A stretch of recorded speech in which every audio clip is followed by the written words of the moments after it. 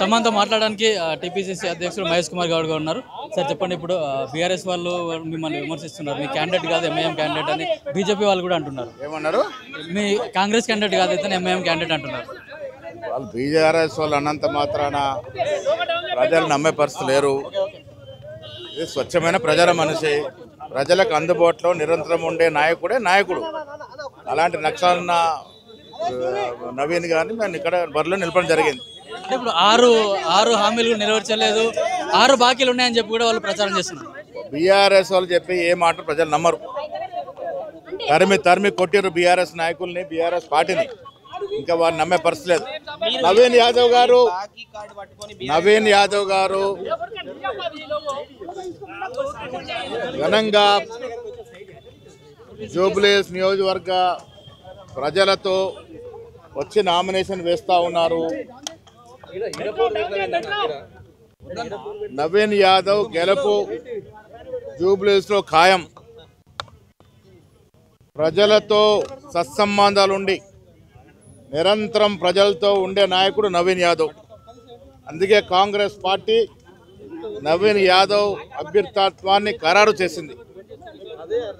నిరంతరం ప్రజలతో ఉండి, ముఖ్యంగా బీద ప్రజల యొక్క కష్ట సుఖాల్లో పాలు పంచుకునే అలవాటు ఉన్నట్టు నవీన్ యాదవ్కి ప్రజలు బ్రహ్మరథం పడతా ఉన్నారు. దానికి తోడు కాంగ్రెస్ పార్టీ ఇస్తున్నటువంటి సంక్షేమం ఇలా బీద ప్రజలకి అందుతూ ఉన్నాయి. జూబ్లీహిల్స్ నియోజకవర్గంలో 80% పైన బీద ప్రజలు ఉన్నారు. వారికి ఉచితంగా సన్నబియ్యం అందుతూ ఉన్నాయి, రేషన్ కార్డులు అందుతూ ఉన్నాయి, 500 సిలిండర్ మీద సబ్సిడీ వస్తూ ఉంది, 200 లోపు యూనిట్లు కరెంటు కాల్చుకుంటూ ఉచితంగా కరెంట్లు వస్తూ ఉన్నాయి. దానికి తోడు ఉచితంగా మహిళలు బస్సు వాడుకుంటా ఉన్నారు. రకరకాలుగా బీద ప్రజానికానికి సంక్షేమిస్తున్న కాంగ్రెస్ ప్రభుత్వం ఎలాగైతే సికింద్రాబాద్ కంటోన్మెంట్లో ఆదరించినారో అదేవిధంగా జూబ్లీహిల్స్ కూడా ఆదరిస్తారు. 50,000 పైచులకు మెజారిటీతో నవీన్ యాదవ్ గెలుస్తారు.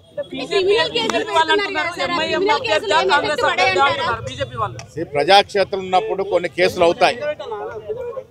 అంత మాత్రాన వారిని నేరస్తుగా చూడలేము. ప్రజా జీవితంలో నా మీద కూడా చాలా కేసులు ఉన్నాయి.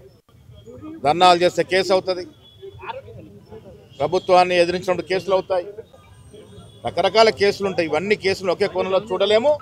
నవీన్ యాదవ్కి ప్రజలలో మద్దతు ఉంది, ప్రజలతో సత్సంబంధాలున్నాయి, ప్రజలు కోరుకునే వ్యక్తిగా ఉన్నారు కాబట్టి కాంగ్రెస్ పార్టీ వారి అభ్యర్థిత్వం ప్రకటించింది.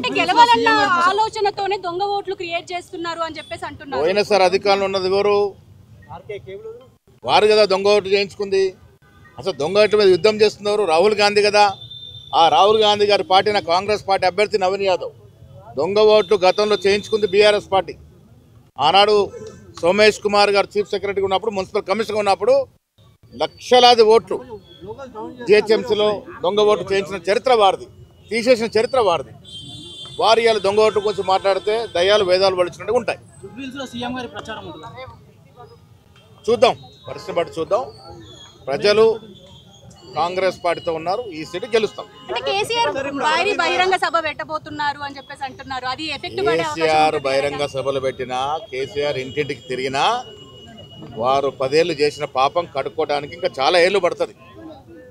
10 ఏళ్ళు చేసిన పాపం ఇదే జూబ్లీహిల్స్ నియోజకవర్గంలో డ్రగ్స్ పెంచి పోషించిన ఘనత కేటీఆర్ది. ఇలా ప్రజలు మర్చిపోరు, డెఫినెట్గా ఉంటారు. డెఫినెట్గా ఎంఐఎం గారు మాకు పరిపూర్ణ మద్దతు ఉంటారు. Thank you.